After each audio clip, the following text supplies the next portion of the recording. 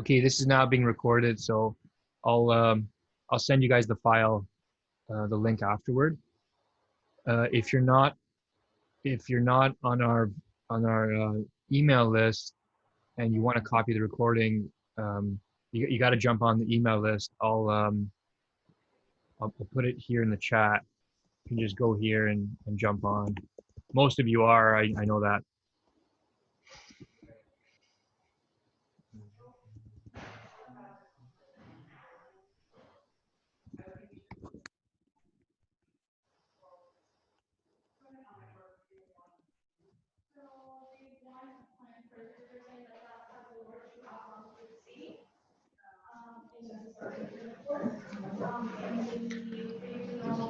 We got everyone here, Paul?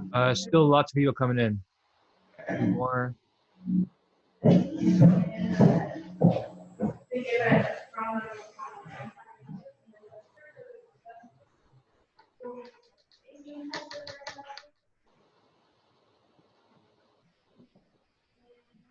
Thank you.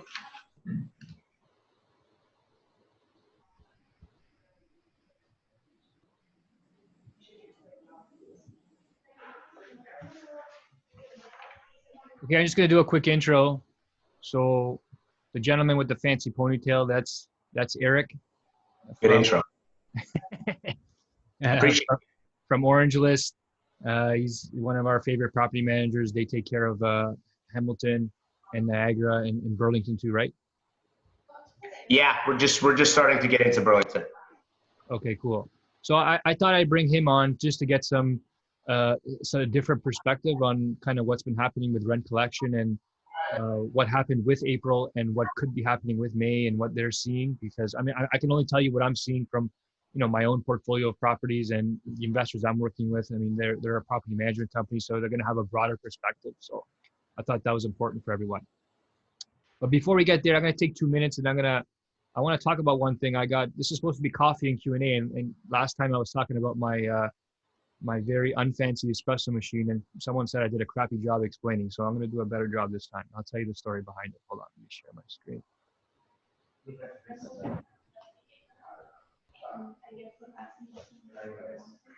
All right, you guys see that? This is a little type of cheapy Italian espresso machine. And the reason why I brought it up last time is just because of the times we're in and people kind of conserving and saving. This is what my grandfather would use, to make his espresso. And he always laughed at people who had these expensive machines. And he always tell this story about, during the war, the town he was in, they only had 3 of these little espresso pots between, 280 people that lived in the town. And they used to get together in the square and make a little fire and make espresso for everyone. And it was kind of it was something that was close to his heart. So he kept it around, and that's how I kind of learned to use it. And in times like this, when people are, a little bit uncertain, I kind of busted it out again. I started using it, and I forgot how much I like it. So you can get them pretty cheap. I know if you see them in the store, sometimes they're, they can be $100, and I wouldn't spend that much. If you want to just a cheapy one that's going to work for you, you can get one like this on Amazon. And I won't spend too much time on this, but you want to get stainless steel. Don't get aluminum, or else eventually you'll be drinking aluminum particles. Not that great for your health, right? I hope this is paid advertisement here. Yeah, I own part of this company. No, I'm kidding. So, hold on. You might hear my kids screaming in the background. Just don't pay attention to that. Okay, so I want to get Eric kind of jumping on his presentation just in case he has to take off. I know he's busy there. So let me stop sharing, and then I'll bring up his Prezi. 1 second.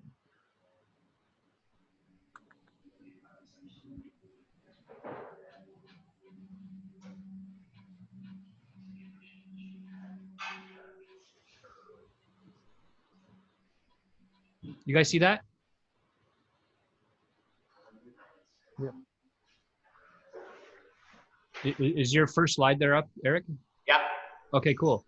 Yeah, jump into it, buddy. It's not supposed to be a presentation style, but I thought it was best we have some assets for us to kind of follow along with. But take it away, Eric. Tell us who you are, what you do, and what you've been seeing.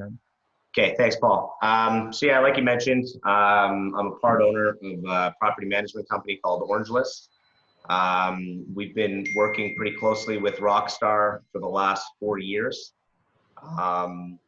We manage around, I would say, anywhere from 70 to 90 Rockstar clients, properties from single family to duplexes,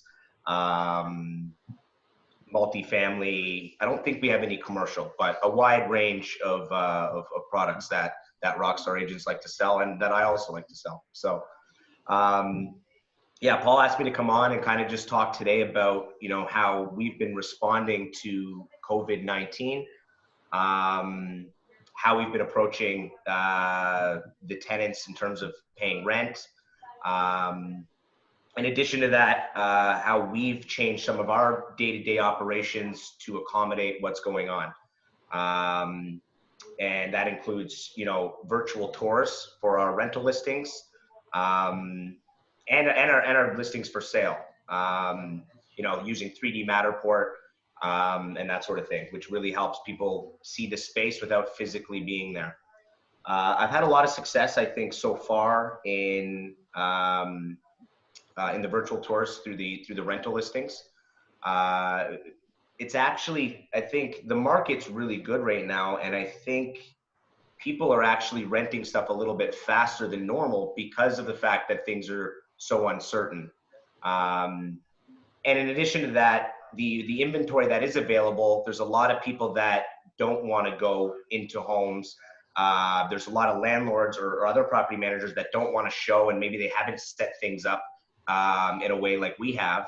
So instead of that potential tenant or the tenants we're securing going out and looking at 7 or 8 different properties, they're looking at 1 or 2, and they're looking at those properties through us. So we've just to give you some numbers, we had 25 move-ins, just houses and apartments for May 1st. So the activity is still, quite good. We had 86 students. They're coming in and out all day for the past 3 days. Move in. I think we have 9 student rooms that need to still be filled. So we almost rented 100% of all our student inventory, which is good. So that's good perspective because, one of the top 3 questions I'm getting is, are people still renting? And I'm telling them yes, because I can see it on my end, but it's nice to hear it from your end that it's happening on a mass scale and you're not seeing kind of big downturns, and that if you are renting or leasing one of your units, that multimedia tours or virtual walkthroughs or video walkthrough, whatever you want to call it, is actually working. So thanks. Yeah. So I guess I'll get into our first kind of talk. Like I said, guys, I don't have any organized plan. I'm just going to kind of run with things. If you want me to narrow in on something, feel free to jump in and ask. The first big topic I'd like to discuss is, to create a problem is landlords, whether you own, a duplex, a triplex, multifamily, if you own 10 houses, 5 houses, there really isn't a blanket solution. And I've had some of our clients, come forward and say, hey, we want to give a discount on the rent. We feel like we should. That's great and all, but there's a large percentage of tenants that are comfortable paying their rent. They don't necessarily need, a payment plan or some sort of relief. So my point is every situation needs to be treated. You can have some set, systems and processes that you go to, but in terms of dealing with specific tenants, I think that needs to be individualized and dealt with on a case-by-case basis. So first, with the rent collection, I'll tell you what Orange just did. We sent out a massive email to both our tenants and our landlords. I would say that was probably 6-7 weeks ago when this really started to surface. And in that email, obviously, we just provided them with some information, from a corporate standpoint, acknowledging that we're aware of what's going on. We understand that there's a lot of people are in some volatile situations, a lot of uncertainty.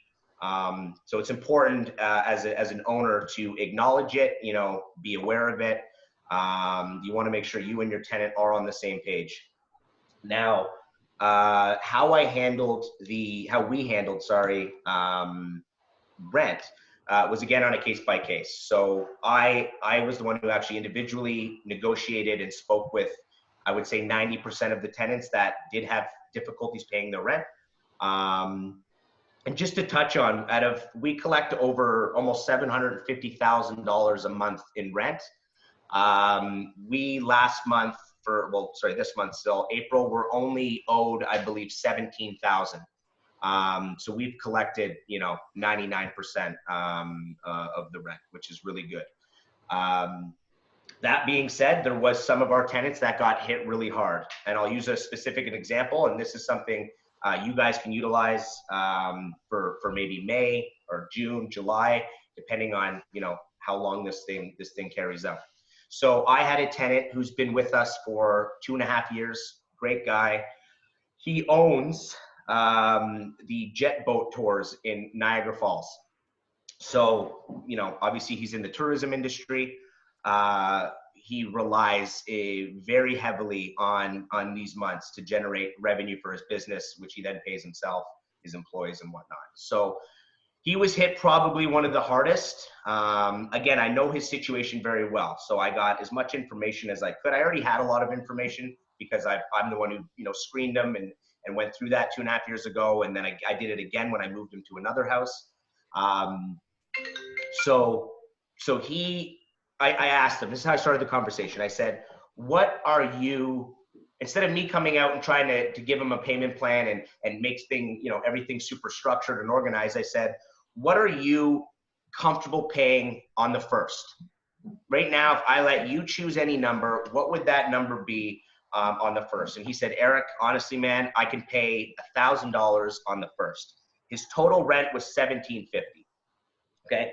I said, no problem. And again, I had some trust to lean on. This wasn't a brand new tenant.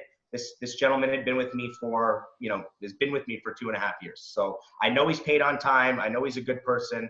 I know he's not taking advantage of what's going on. He genuinely was upset that he wasn't able to make those payments. So that was my first question. I said, what are you comfortable paying? And that was his number. I said, okay, so I took that information. I didn't get too deep into it. He's like, so what's my payment plan? Do I have to pay the other $750? I said, let me talk to the landlord. So if you guys are the landlord, if you got other investors, your wife, your husband, whatever it may be, in a situation like that, maybe it does make sense to give a slight discount. And that's what we did here. Just based on his tenure with us and history, it was a larger discount based on the fact that there's a lot of details I can get into. But anyways, the discount that we provided him for 3 months was $450. And by the way, guys, this is the highest discount of my 900 tenants that we gave out. So his rent went from $1,750 down to $1,300. Now, that was what the landlord was comfortable with. So then I brought that information to the tenant. I said, what if I was able to give you a $450 discount for, 2 months, 3 months, we'll set it at, 3-4 months as kind of a cap for now. Obviously, if things continue and we need to look at it again, we will. The reason we went that time frame is he's in the government, Transport Canada said, you're unable to operate commercial passenger vehicles until July 1st. So we're pretty certain that this gentleman's not going to have any revenue until that date, because that's what his business is. So I went to him and I said, okay, you've already told me that you're comfortable paying $1,000. Obviously, it's unfeasible for the landlord to give you a $750 a month discount, but we're able to accommodate you with a $450 discount. That extra $300 that technically you still owe, there's no set time on that. And the way I positioned it is we don't want to, as landlords or property managers, add any additional stress. But in addition to that, owners and investors need to know what to expect. So a payment plan or isn't a bad idea. I was a little more loose with it. and it's worked out very well. Like I told you guys, we're not owed very much rent at all for April. And I didn't come in with set, like by the 7th, you need to pay this, and by the 15th, you need to pay that. I did establish a payment for the 1st. That's obviously important. We need to have something to bank on of what they're comfortable paying on the 1st of the month. So going back to the 300, I said, you can pay that in the 2nd week, 3rd week, whenever you have it. If you don't have it, it'll just accumulate over 2, 3, 4 months. When you get back on your feet, you're going to owe that $900, $1,200. Essentially, it's a rental deferral. It's a way to just keep money rolling in on a regular basis, but also collect a little more rent throughout the month to help cover costs. Or at the end of this whole thing, when things do bounce back, because eventually, obviously, they will. Then it's something that he's able to pay. And even on that, I didn't set any strict times and dates. Now, that's based on the relationship I have with this tenant. You guys know your tenants quite well. You know what kind of industry they're in, what sector, their payment history. So that's why I said it's a case by case, because I'm not going to treat this gentleman the same way that I'm going to treat a tenant that's been with me for 6 months and been late 5 times already, and had stories every month and that. That's going to be treated a little bit more structured. This guy was almost in tears, guys, by the way. He was just so thankful because he was all worried that, he was going to have to come up with this money that he literally did not have. And this, of course, guys, includes him receiving the benefit. He still has to buy groceries. He still has bills that he's got to pay. So now we came up with that payment plan. April, he paid $1,000 on the 1st, and by the 7th, he sent in the other $300. Okay, so no one asked him. He sent it in. We'll see how May goes. Again, on the 1st, he will be sending in $1,000. And then throughout the, he's already paid. I got Maxine, my accountant, waving at me saying we're good. So you pay 13? Yeah, so he paid the whole 1,300, which is great. Did you formalize this agreement on paper, or was it just kind of a? Yeah, we did it through email.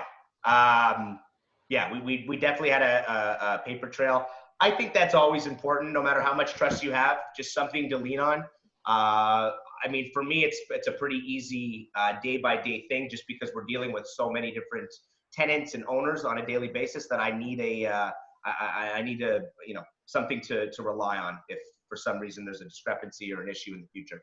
Yeah. So that was one extreme case. Now, I know that maybe some of you think that that's an insane amount of money to discount. It is a lot, don't get me wrong. However, justified, I think, based on that tenant, his history with us, the landlord situation. Keep in mind, the landlord was in a position that he could also do that. So what I'm saying sounds great and nice, but if the owner is just literally unable to, for whatever reason, then that might have changed the way that I negotiated that scenario.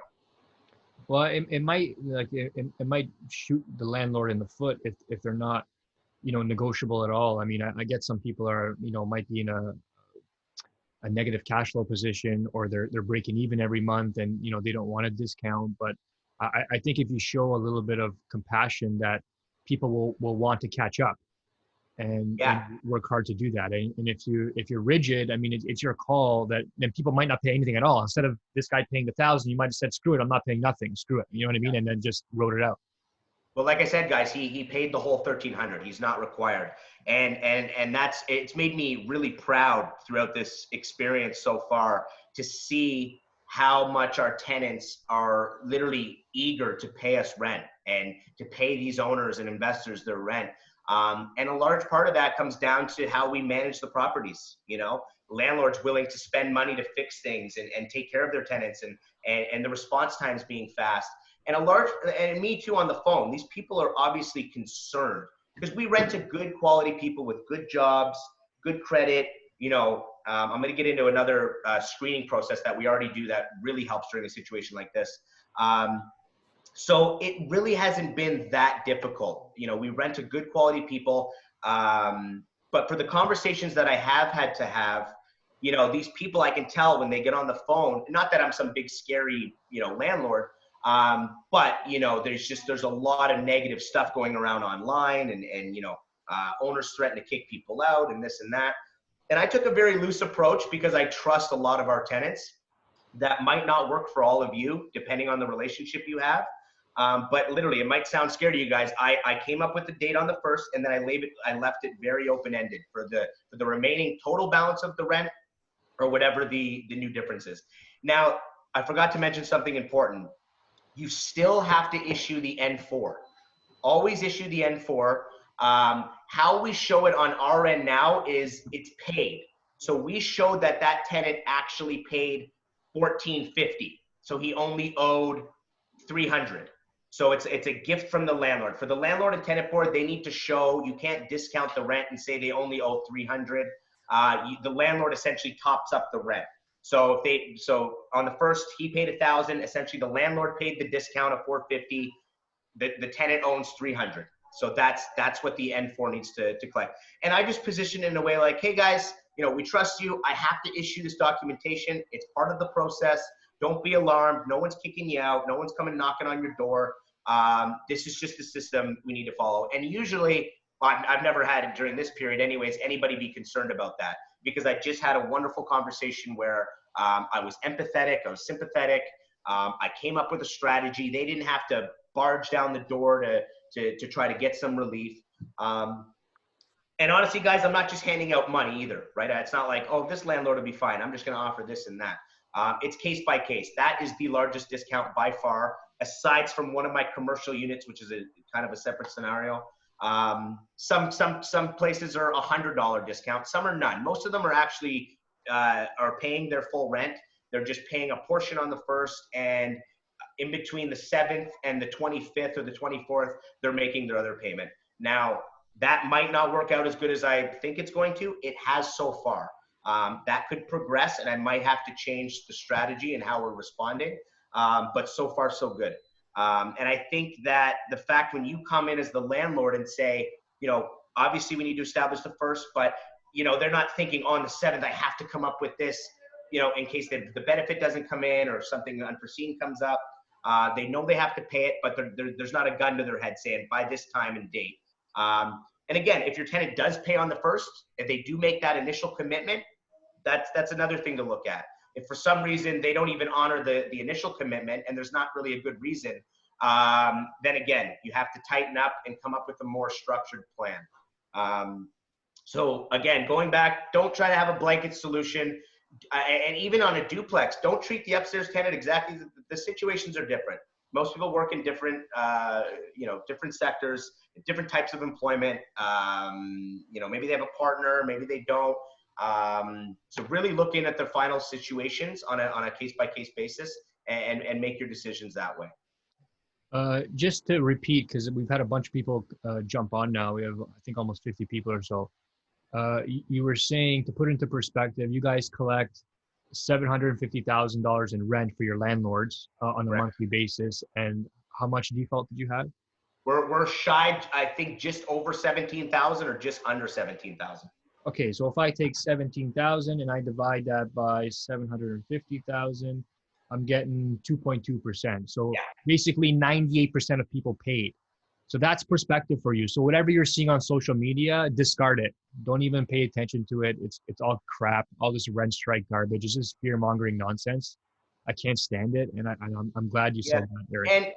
And I really hope that what we're experiencing actually is the reality for the rest of the market. I really do hope that, but Orange List really goes out of their way, everybody that works here, including myself, to always accommodate the tenant. And people, I've had even investors go, "You work for me or the tenant?" I said, "Listen, guys, if you don't have a happy tenant, you don't have an investment." And what I mean by that is I'm not just going to throw landlord money at every issue. But we really go out of the way to show that we also are here for them. And it shows during times like this. And I've even had a couple of conversations with landlords over the past couple of weeks. I said, "Hey, remember when we did that? And remember when we did this? And look, your tenant paid their entire rent." Never give them a reason to not want to do their absolute best to take care of your property and pay the rent. So I really do hope that's been the case for individuals, for other companies and whatnot. I know some other managers locally here that they're missing like 30% of their rent, 25%, 20%. So I hope that's not the reality for everybody. But again, Depends on their type of employment. Maybe they're unhappy. Maybe they don't like their landlord as much. I don't know. But that could be the different types of properties too, or, larger multifamily versus, more residential style.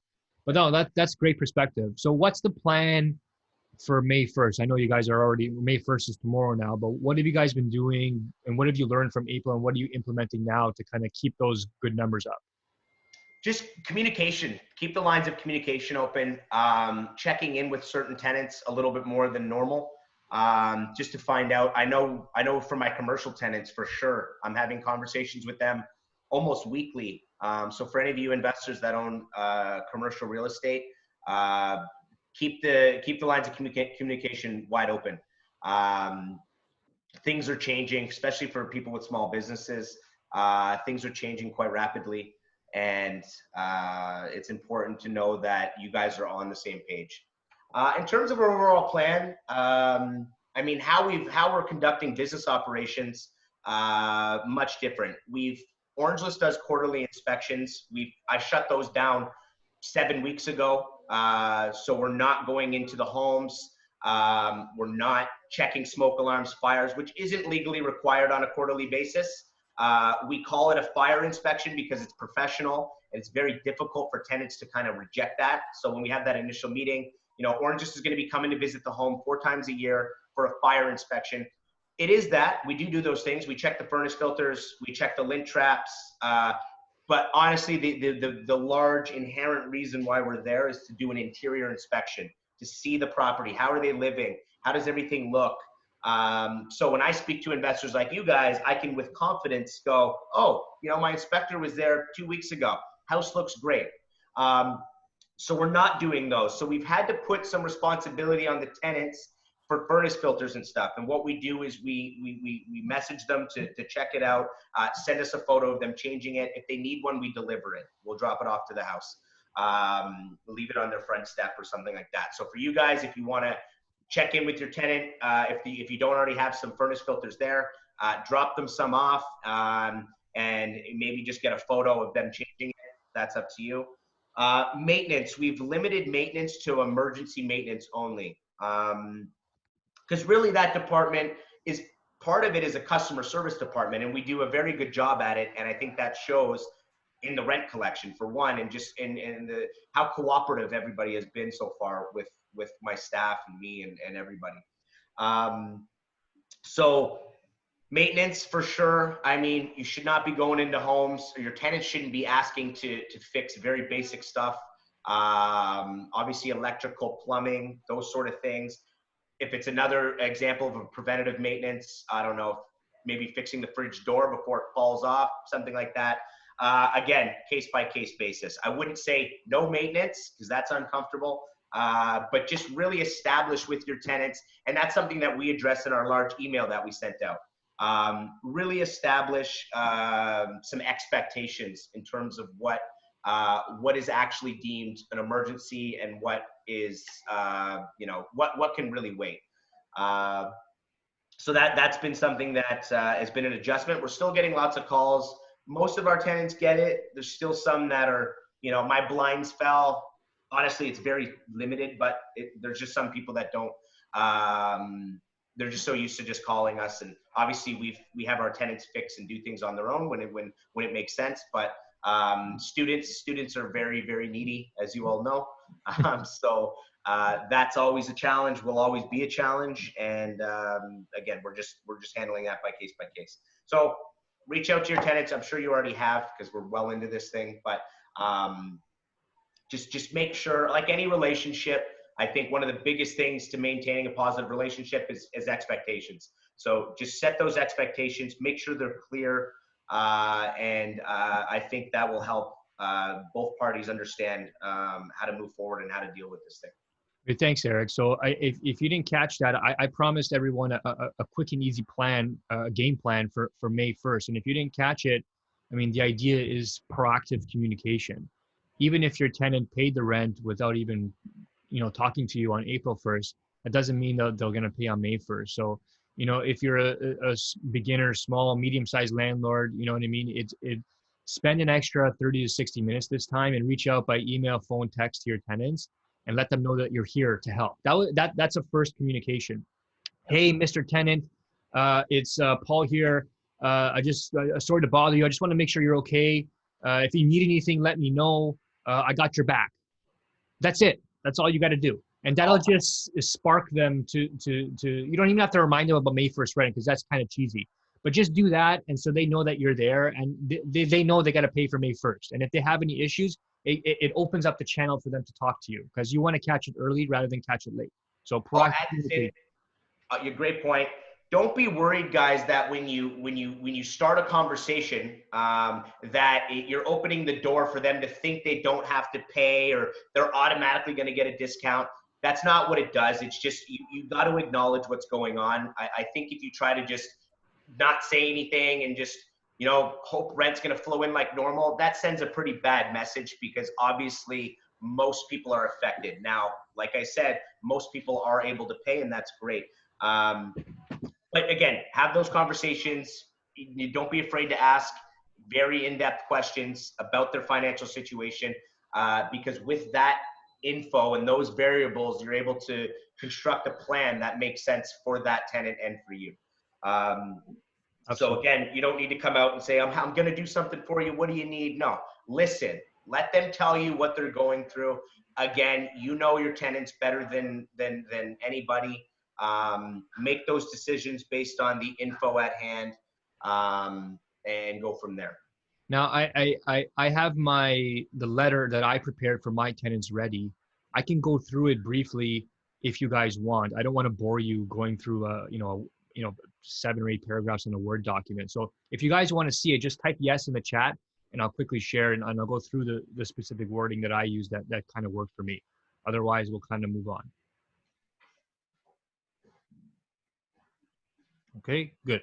So I noticed on your slides here, you're reminding me to talk about something. It's the employment insurance benefit, the CERB, the Canadian Emergency Response Benefit, and temporary top-ups. Now, what I did for my tenants is I put links in the emails I sent them directly to the resources on the Canadian website where they could find information. And I put it like 35 times, so there's no mistaking.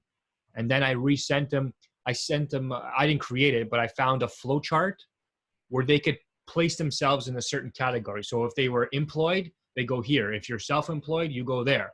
And if you own a business, this is where you get the thing. So they had no excuse to say, oh, I didn't apply or I didn't know where to go to get benefits. Beautiful. Did you guys do the same? Exact same thing. Nice big explanations on each. I think there's 4 different options, and we provided those in clear detail. 5 now, including the new commercial rent relief. It's called the OCECRA. Oh no, that's not it. That's the It's called something anyway. I haven't read into that one. The Ontario Canada Emergency Commercial Rent Assistance Program. Yeah, say that 3 times fast. Yeah. So again, give them those options. Now, what I'm finding is for the CREB, the Canada Emergency Response Benefit, you're not able, unless your tenant takes a screenshot on their computer or on their phone that they've applied and it's been, accepted. They don't get an email. They don't get there's no confirmation on their CRA. What they can provide you with is that snapshot if they get it, or proof of a bank statement. But if you get to that point, I'm sure that they, they'll be paying the rent if they're saying they're got it. I don't think you would need proof at that point. But it is tough for you to ask your tenant to send you something in that says, hey, I've applied. I don't know if you guys have had other experiences. Everybody that I've spoke to, even the people that I know that have applied for it, you don't get, literally it just shows up in your bank. So you can take a screenshot of that. But again, that it ties into knowing your tenants, because you guys as investors and owners, you're able to do some research on your own. So if your tenant's saying, oh, I don't qualify and I don't this, and you have documents and proof of what they do for work and whatnot, maybe you can help guide them to the right program, or give them some better information of how they can receive some funds.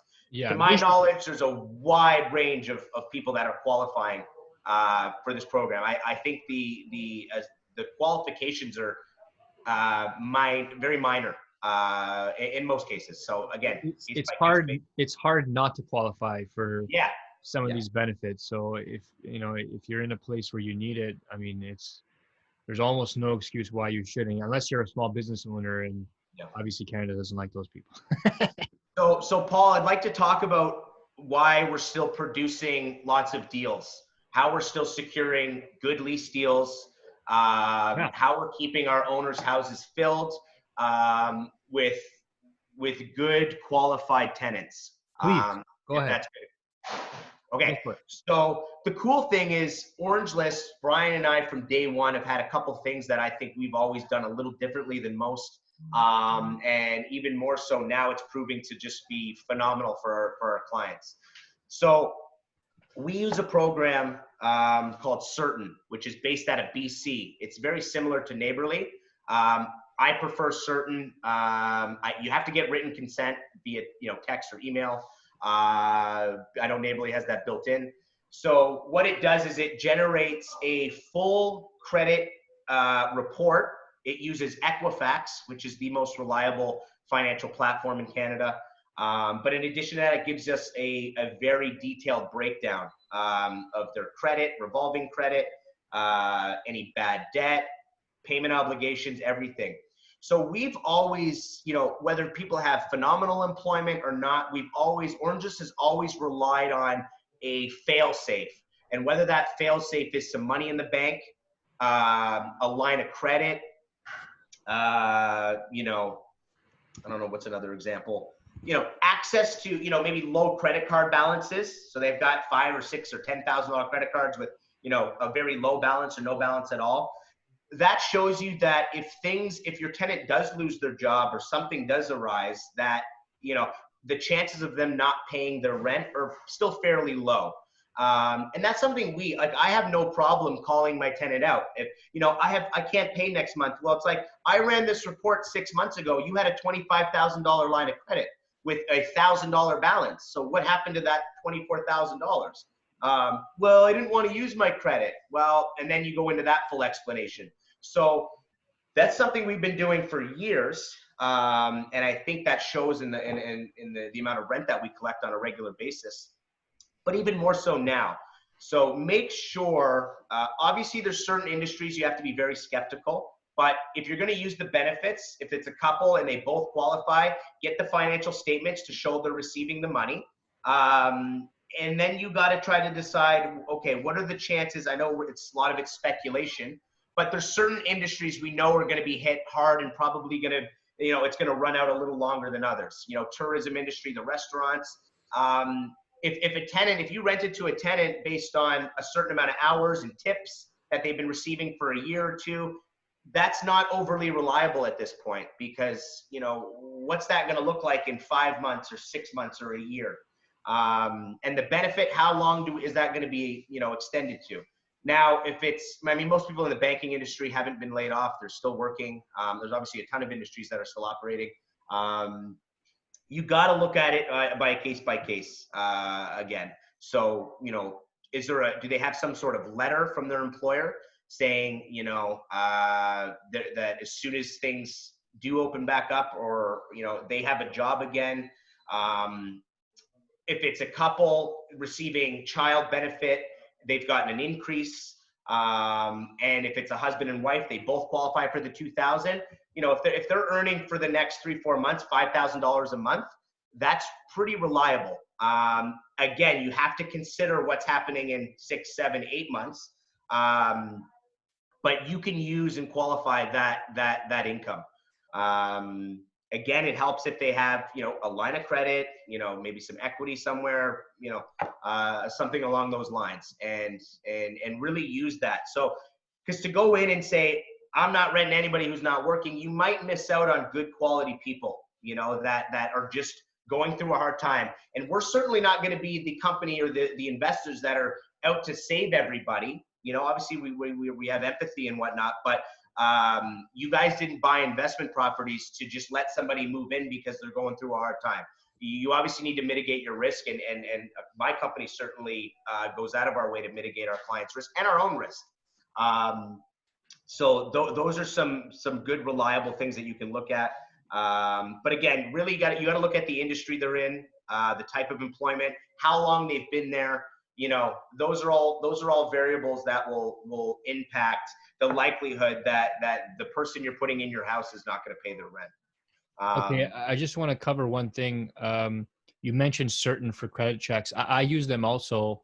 They're fantastic. I used to use Neighborly a lot more until I figured out what Certain was. And from my perspective, and I'll let you comment, my perspective, the depth of the check, it's not just a credit check. It's almost like a personal check too. You know what I mean? I'll let you describe it better. Is much better than Neighborly and any other, you know, Equifax check you can get. You get a bigger picture, and you're able to make a better judgment call based on the information. I think the one without the criminal checks like $25, right?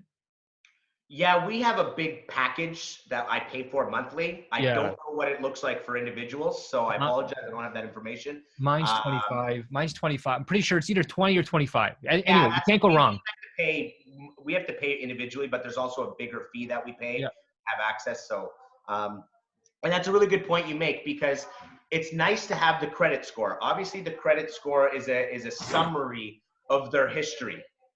But what's really nice for us as a company and you guys as investors to do is, excuse me, get the information. What makes up that credit score, right? Because someone could have a good credit score, but could be floating along on the brink.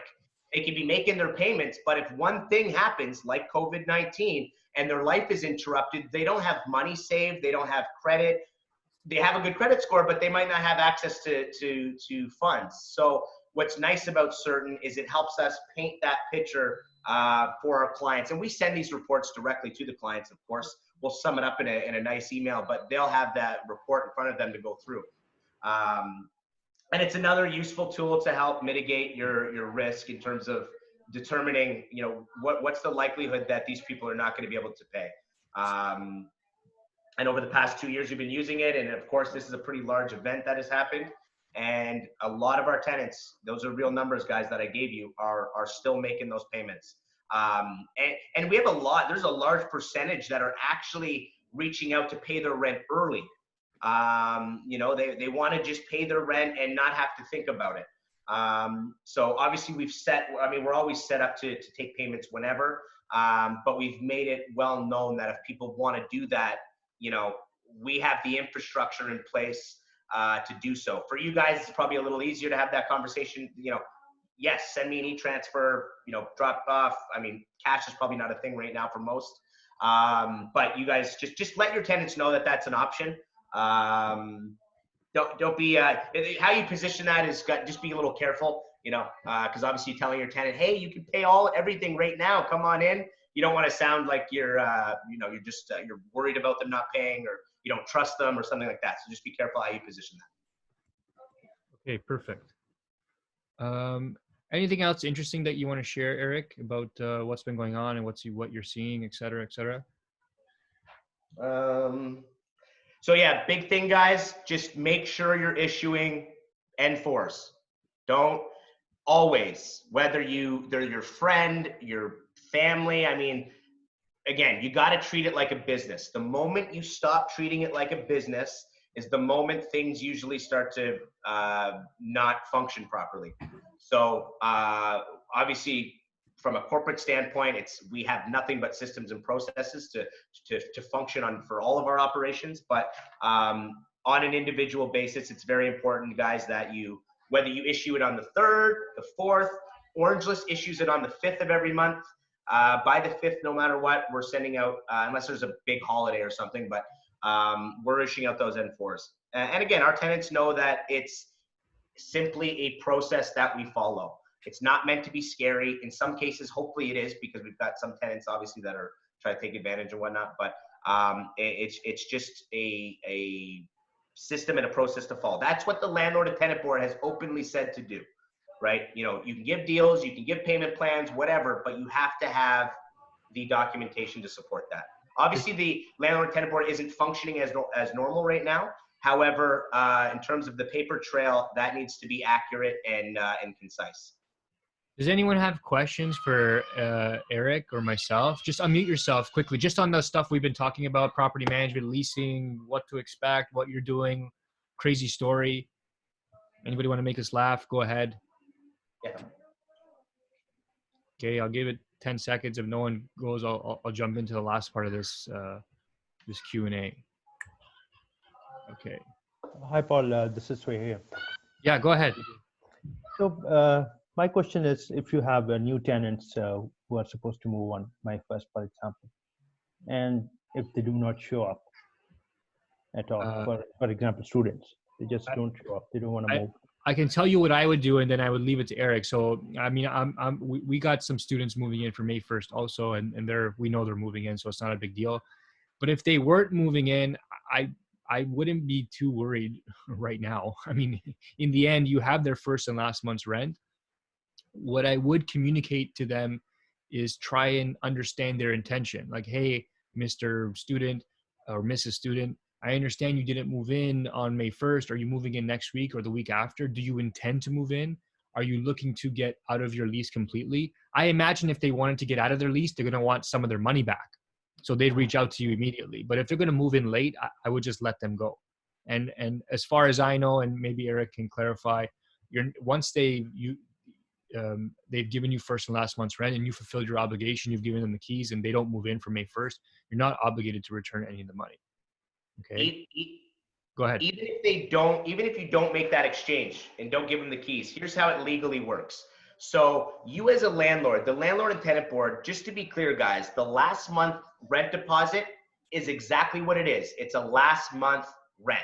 It's not to use as leverage. It's not obviously you guys and myself, we use it as a deposit to secure a property. But at the end of the day, we're holding the tenant's rent. That's what it is. There's a lot of construed arguments to be made. That's what it is, in myself included. So what you're to do as a landlord is you do not have to refund anything at that time. You don't have to give them any money back. What you do have to do is show out-of-pocket expenses. So marketing, this does not include your time. In some cases, maybe you can prove gas and definitely marketing, definitely credit checks, security checks, all that stuff counts as expenses. Now, in addition to that, what you do is you prorate that rent over the 30 days, whatever it works out to, say $30 a day, and you start deducting. So if you do not if you re-rent the house in the middle of the month, you can't double collect rent in the eyes of the landlord and tenant board.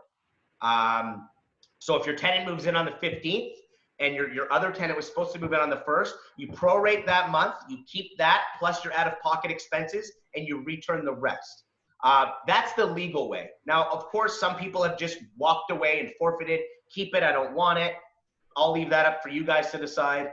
Obviously, as a corporation, I have to usually follow things more closely to the books to protect my clients, myself, my employees, that kind of stuff.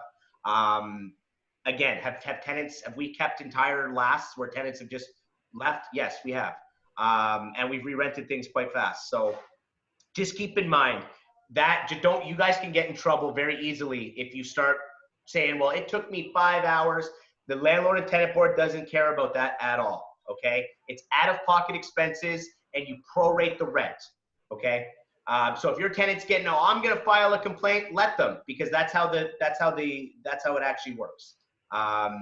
You hold on to it, you have to show. Now you can't hold on to their money and not have an advertisement running and just wait a month so you can keep it. That you can get in trouble for as well. So you have to show that you're doing your best to refill that bedroom, apartment, house, whatever it may be. Okay, that's the legal answer. Yeah. Good for you. Thank you. Any other questions? Okay. If you have one, jump on. I'm just going to jump to sharing one more thing. And we'll keep going. Let me see.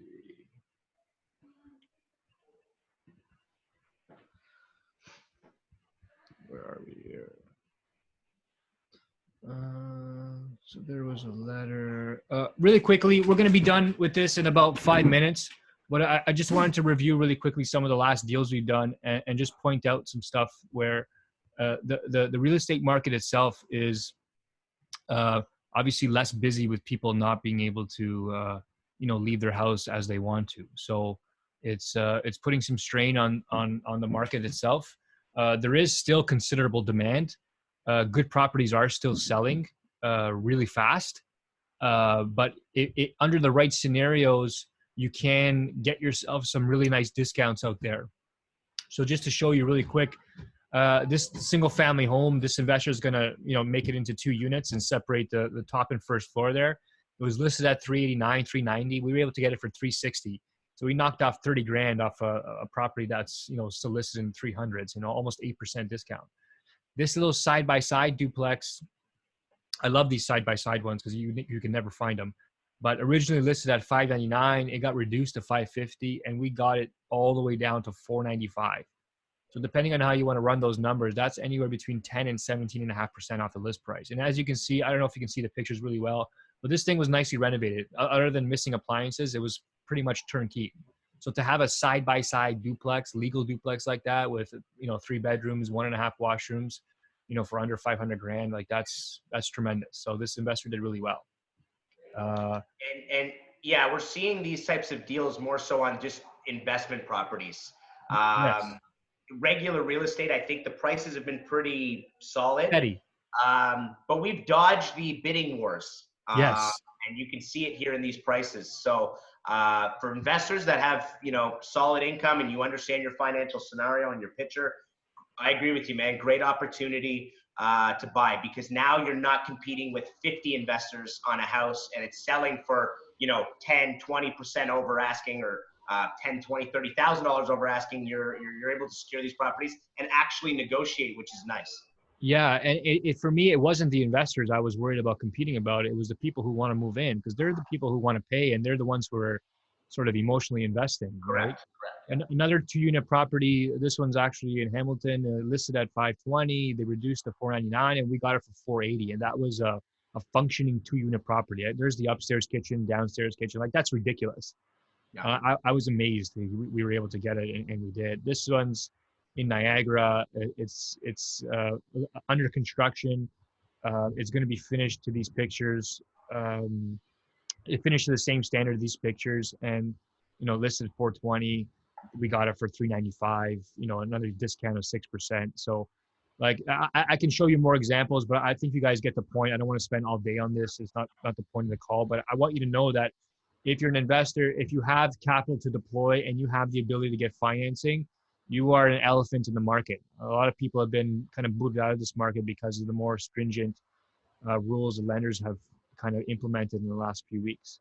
So, and there's deals out there and like Eric said, on an investment type property, single family. I was just in a bidding war last night, Eric. 5 offers on a single family home on the Hamilton Mountain that my guy wanted to turn into a duplex, but the original home was single family, so we lost out to someone who wanted to move in, right? As usual. Yeah, that market's still doing its thing, but you're right. And that's listed much lower. I mean, this thing was a bungalow on the mountain, 45-foot lot at listed at 439, where at 8 weeks ago, that was easily 480, 490, 500, 520. Like, nobody would have batted an eye at those prices. So either way, the market has shifted. And if people need to sell, and I mean a big need, like capital NEED, need to sell right now because they're moving, because they already bought a house and they have to close in a couple months, they're moving jobs or whatever their reason is, if they need to sell, they're going to be more aggressive in their price, and they're not looking to sit on the market for 90 days.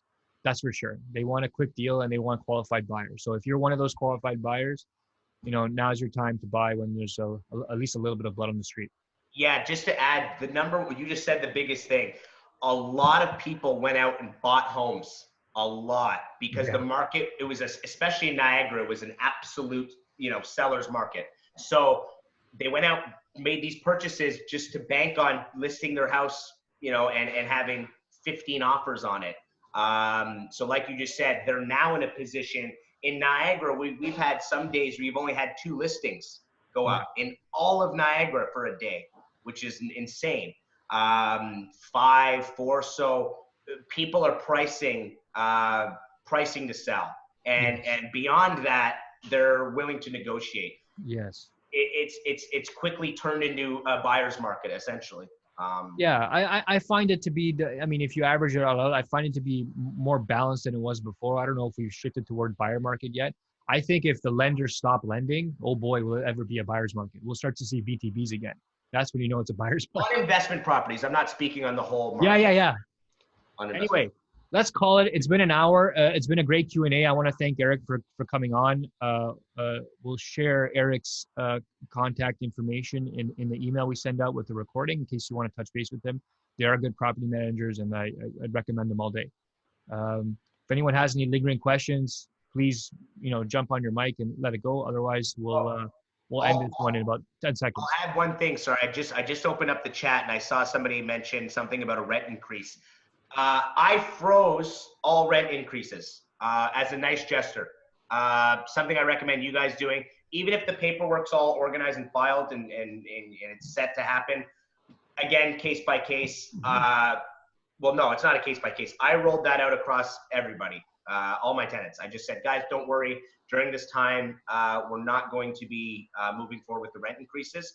I pushed it off 3 months. So some of them that were supposed to happen now are happening in June, July, August. So nice gesture. It might be a nice little, something that entices them to just really want to pay their rent. Wow, they didn't ask for it. You offered it. I've had great feedback, and honestly, guys, it works out in most cases to be $90 over the course of 3 months, 100 tops. It's not a lot of money, and it really can serve you guys well in showing your tenants that you really do care, and just a nice gesture. I don't know what else to say. It's just a nice gesture. And that's a good point. Thanks for sharing that, Eric. So I'm gonna stop recording. I'm gonna shut it down. If anybody has any questions, we'll have Eric's contact information there, and you guys know how to email me or get a hold of me. Thanks, Eric. Yeah, email, call, text, whatever you guys prefer. Thank you for having me on. I really appreciate it. See you guys.